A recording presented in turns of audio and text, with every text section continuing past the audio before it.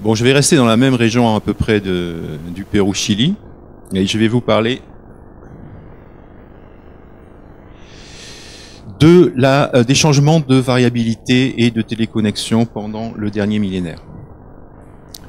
Donc le dernier millénaire, comme vous le savez, se caractérise par des forçages volcaniques ici, notamment autour de 1200, autour de 1800, et une variation du forçage solaire moins intense mais plus continue. Et donc cela nous amène à, comme vous le savez parfaitement, l'existence d'une période froide qui est le petit âge de la glace, dans l'hémisphère nord, et d'une période plus chaude ici qui est l'anomalie climatique médiévale. Si on va vers les tropiques, qu'est-ce que je fais? Si on va vers les tropiques, non, pardon, excusez-moi.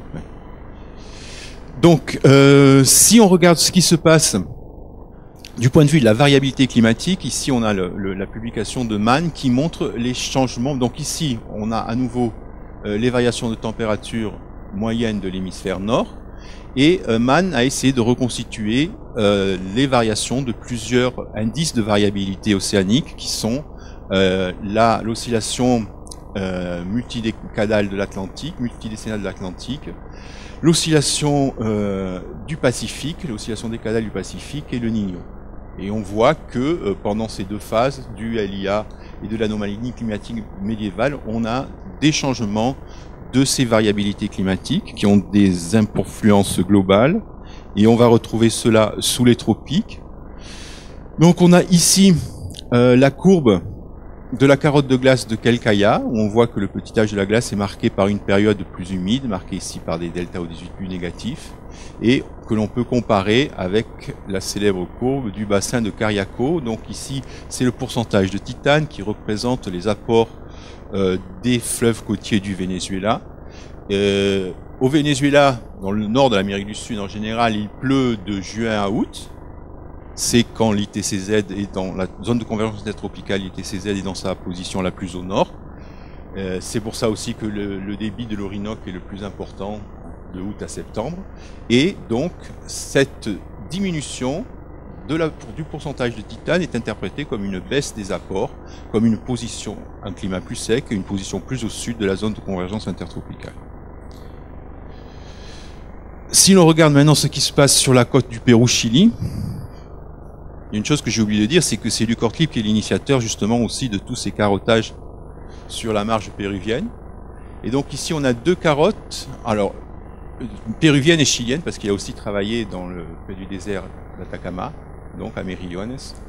Donc sur ces deux carottes, on voit qu'on a un changement ici à la fin du petit âge de la glace, avec une augmentation du N15, pardon, je vous parle espagnol maintenant, une augmentation de l'azote 15, qui est due à une intensification des upwellings. Donc on a une période du petit âge de la glace avec des upwellings qui sont plus modérés et une intensification de ces upwellings dans la période actuelle. Et si l'on compare ici avec ce qui se passe dans le Pacifique occidental, on voit qu'on a une augmentation des températures dans le Pacifique occidental, et donc on serait plutôt dans une situation de type La Niña, comme c'est représenté sur ce dessin ici, avec des anomalies de température plus chaudes dans le Pacifique Est et plus froid dans le Pacifique, plus chaud dans le Pacifique Ouest et plus froid dans le Pacifique Est.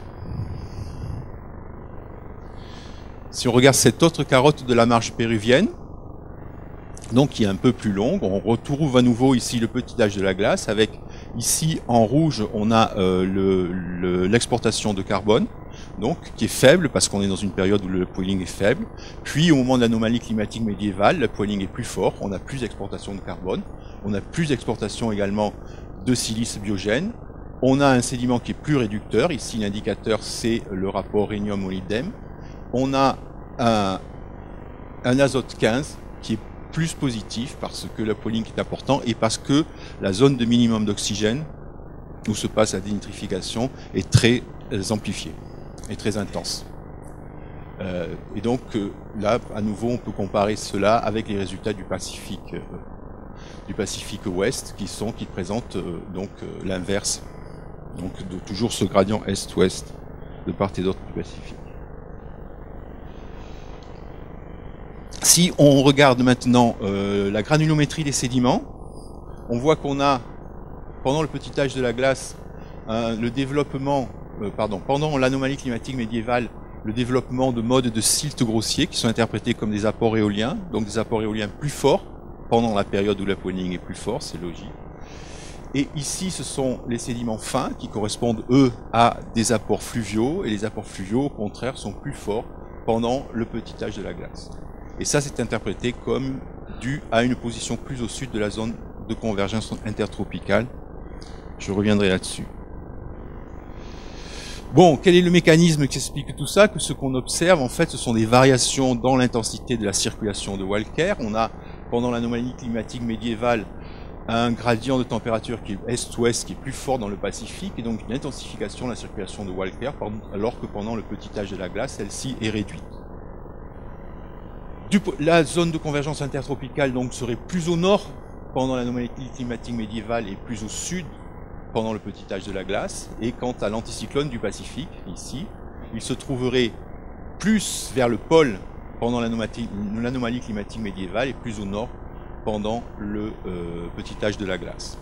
Et donc, vous observez ici que cette intensification de la circulation de Walker fait changer l'épaisseur de la thermocline, qui se trouve, si la circulation est plus intense, la thermocline va être plus épaisse dans le Pacifique ouest et plus fine dans le Pacifique est. Et si l'on regarde maintenant les résultats d'une simulation des 1000 dernières années du modèle IPSL, alors donc on a ici le Pacifique ouest et ici au nord, enfin ici en haut pardon, le Pacifique est, et on voit que pendant le petit âge de la glace, la thermocline est plus épaisse dans le Pacifique ouest, et au contraire, elle est plus fine, moins épaisse, dans le Pacifique ouest, au moment, du MCA, au moment du petit âge de la glace. Et remarquez comme le forçage volcanique s'exprime dans le modèle assez bien sur ces variations de la thermocline. Alors maintenant, si on va regarder ce qui se passe de l'autre côté de l'Amérique, dans le nord-est du Brésil, ce qu'on constate, donc alors pour mémoire, voilà la courbe de Cariaco, on a le petit âge de la glace avec une ITCZ qui se trouve plus au sud et l'anomalie climatique médiévale avec l'ITCZ au nord. Et si on regarde ce lac, qui est le lac Boqueirão, ici, au nord-est du Brésil, on observe exactement le contraire.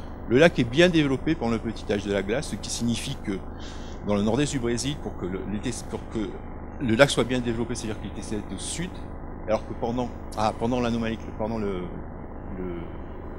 médiévale, alors que pendant le petit âge de la glace, le lac est plus sec, et donc l'ITCZ se trouverait plus au nord. C'est-à-dire qu'on observe exactement le contraire entre Cariaco et ce lac du Brésil. Ce n'est pas impossible, parce qu'à Cariaco, il s'agit de la position de l'ITCZ, on était l'hémisphère nord, tandis qu'au Brésil, il s'agit de la position de l'ITCZ, on était l'hémisphère sud. Donc ces deux positions ne sont pas forcément corrélées. Ce qui est un peu embêtant, c'est que la plupart des enregistrements des Andes, donc ici on a celle du lac, le delta du lac Pumacocha dans les Andes, le LIA est humide et cela est interprété comme dû à une position de l'ITCZ plus au sud qui intensifierait la mousson. Or, c'est pas du tout ce qu'on observe au Brésil.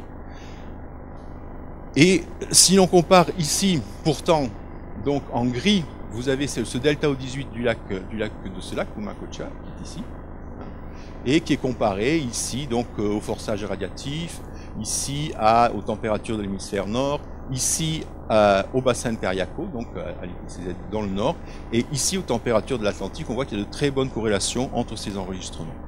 Donc, la conclusion, c'est qu'on a effectivement une corrélation entre ce qui se passe dans l'Atlantique et ce qui se passe au niveau de la mousson sud-américaine, mais cette corrélation n'est pas liée à un déplacement vers le sud de l'ITCZ.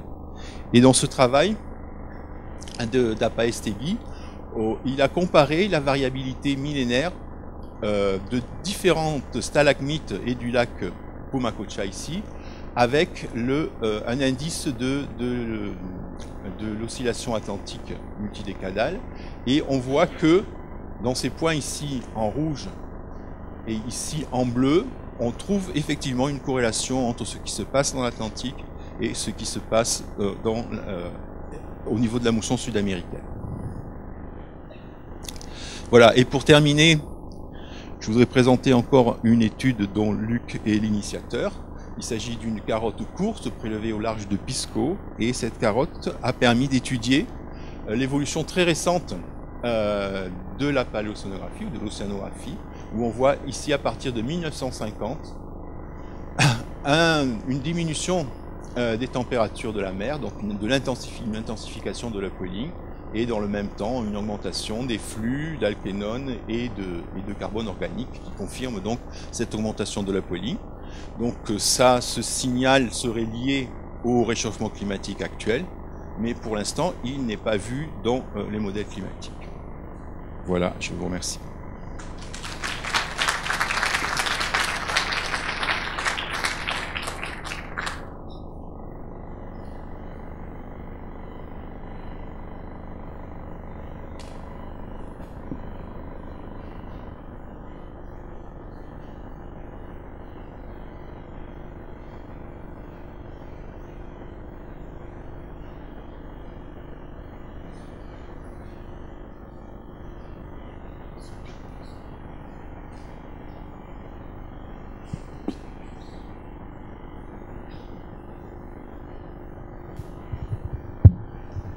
Bonjour, je suis de Guayaquil, Équateur.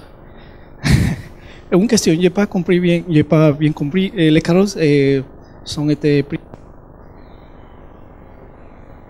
Non, les carottes, c'est des carottes de la marge. Elles sont prises entre 200 et 500 mètres de profondeur sur la marge péruvienne.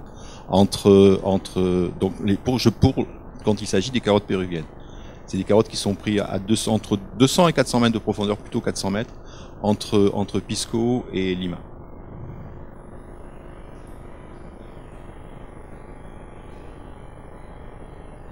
Non, pour l'instant, non. Pour l'instant, on n'a pas eu de bateau. Enfin, c'est-à-dire qu'il y a encore plein de ces carottes à étudier, et donc on n'est pas allé en chercher plus au nord ou plus au sud. Par contre, il y a eu d'autres missions, en particulier des Allemands, qui eux ont fait des carottes au niveau de Guayaquil, donc carrément le long de l'équateur. Là, il y a beaucoup de carottes aussi. Après, il y a un problème d'échelle de temps. Ce sont des carottes où on voit mieux les phases de la glaciation que ce qui se passe dans cette partie très récente.